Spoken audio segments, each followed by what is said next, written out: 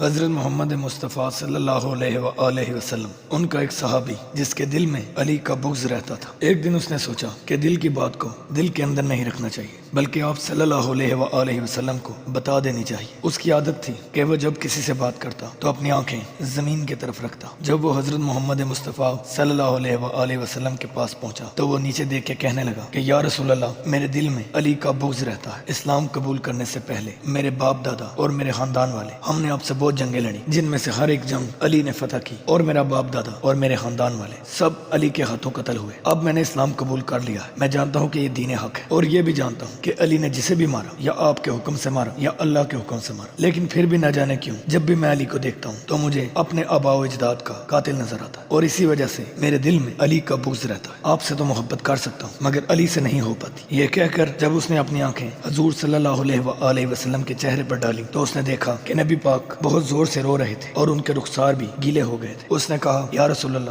آپ رو کیوں رہے؟ تو آپ صلی اللہ علیہ وآلہ وسلم نے فرمایا کہ کیا غدیر میں تو نے یہ نہیں سنا جب میں نے فرمایا تھا کہ جس کا میں مولا ہوں اس کا علی مولا ہے؟ جو علی کا بغض رکھتا ہے وہ مجھ سے بغض رکھتا ہے۔ تو وہ صحابی آپ صلی اللہ علیہ وآلہ وسلم کے قدموں میں گر گیا اور کہا یا رسول اللہ، مجھ سے بہت بڑی غلطی ہوگی، اب بتائیں اس غلطی کا کفارہ کیا ہوگا؟ تو آپ صلی اللہ علیہ وآلہ وسلم نے فرمایا کہ اس کا کفارہ نہیں، اب تو کافر ہو چکا ہے، اور اگر تو اس کا کفارہ کرنا چاہتا ہے تو میرے ہاتھ پہ ہاتھ رکھ اور دوبارہ بیعت کر اور کلمہ پڑھ، پھر تو دوبارہ سے مسلمان ہو جائے گا، اور یہ وعدہ کر کہ آج کے بعد علی کے بارے میں ایسا سوچے گا بھی نہیں، کیونکہ اگر دوبارہ تو نے علی کے بارے میں ایسا سوچا بھی تو اسی وقت اسلام سے خارج ہو جائے۔